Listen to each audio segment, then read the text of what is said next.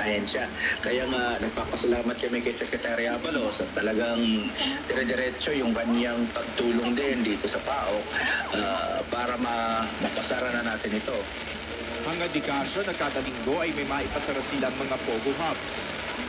Alam mo, pag every week may napapasara ka, o kahit nga lang kada buwan, tapos talagang pinakukulong mo, pinoforfeit mo yung mga properties nila, magkukusang aalis ang Pilipinas yung mga Chinese na yan.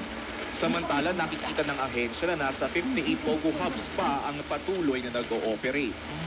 Pero, meron tayong nakikita na mamataan na hindi na meron ding aabot siguro ng halos 300 ang mga operators na mga ito. Pero yung 58, solid na po yun. Luzon, Visayas, Mindanao po, nagkalat ang mga yan. Napabayaan ho sila ng ilang taon eh. Ngayon, namayagpag sila ng ilang taon na hindi sila ino-operate. Yan ang tinig ni PAOK spokesperson Winston Casio. Network, Balita Alas 4, Nationwide. Lalo magiging masigasig sa pagsugpo ng mga Pogo Hubs ang Presidential Anti-Organized Crime Commission o PAOK dahil sa malinaw na direktiba ni Pangulong Ferdinand Bongbong Marcos Jr. sa kanyang State of the Nation address.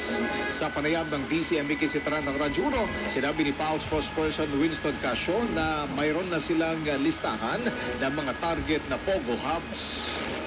So, mas mapapadali po siguro ang paghingi natin ng assistance sa ibang mga law enforcement agencies para nang sa gayon, isa-isa po natin masawata ang mga ito kasi medyo marami pa po ito. Bagamat meron tayong total banning, I don't expect na bigla na lang mag-iempake ang mga yan at saka umalis. Yung talagang matitibay ang loob sa mga dyan, yung talagang mga kriminal ang mga nagpapatakbo, magpapasailalim lamang yan at magtatago. Kampante naman ang PAOK sapagkat may listahan ang mga ito. May mga kausap na tayo mga operating units na nagpadala ng kanilang mga targets, no? At humingi ng tulong mula sa komisyon.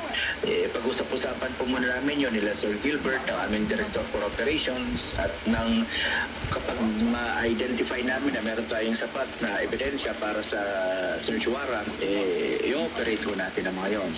Gipi Casio, hindi lang dapat iisang ahensya ang kikilos upang masawata ang Pogo Hub sa bansa bago matapos ang taon.